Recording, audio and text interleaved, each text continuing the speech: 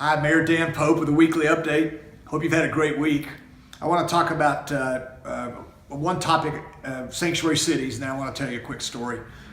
There's been a lot of discussion around the state around sanctuary cities, and I've had people ask me about it, so I thought it might be something I could comment on.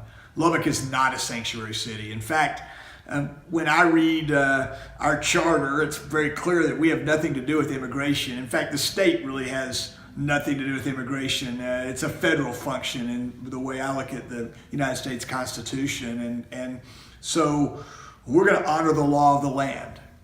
When we run into, when our PD runs into situations where we need to call immigration, we call immigration, and we've got a good relationship with those folks.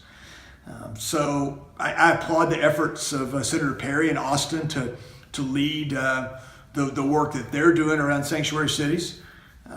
There's a clear path to citizenship in our country, and all of us were immigrants at some time. I support immigration, but I do support doing it the right way.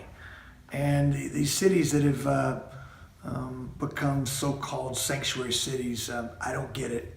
We're not one of them. We're going to follow the law of the land.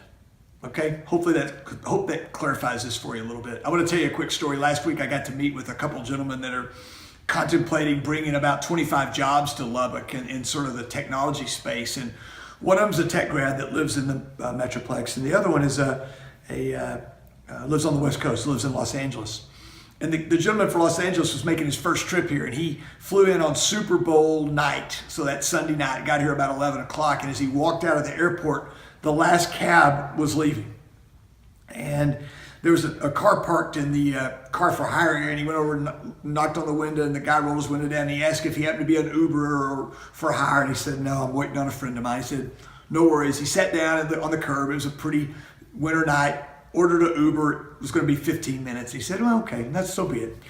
A few minutes later, the gentleman who was waiting and that he had talked to, his buddy came out from that he was waiting on, and as he got out and gave him a big bro hug, and they looked over at the gentleman that I met with the next day and said, "Hey, where are you going? We'll give you a ride."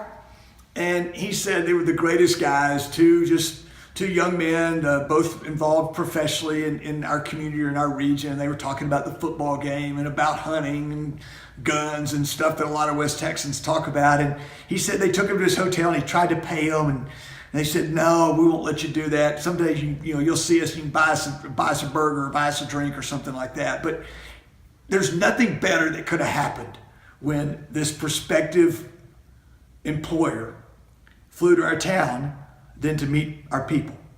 And it wasn't somebody special. It wasn't an elected official. It wasn't some highbrow something. It was just one of our people. And that's who our people are. They're the best people in the country. And they treat people like they want to be treated.